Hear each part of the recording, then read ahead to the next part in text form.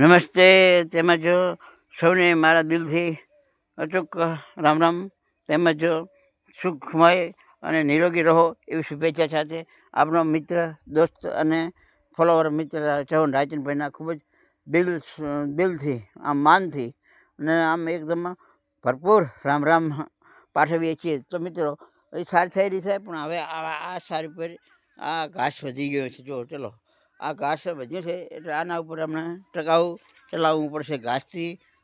ઘાસ વાટી અને નાખીશું ત્યાં સુધી ઓલી રજકા બાજરીને એવું તૈયાર થઈ જશે.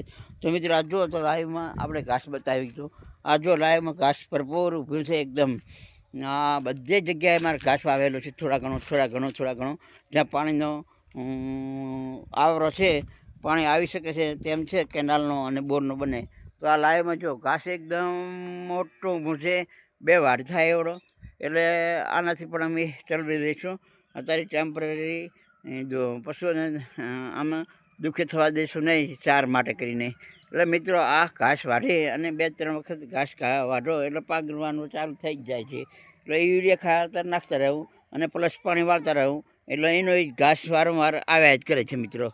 તો આ ઘાસ હમણાં ટેકો પૂરતો આપણે ઉપયોગી થશે. તો મિત્રો આ વિડીયો કેવો લાગ્યો તે આપણે કોમેન્ટમાં જરૂરથી જણાવજો. જય ગરવી ગુજરાત, જય જવાન, જય કિસાન.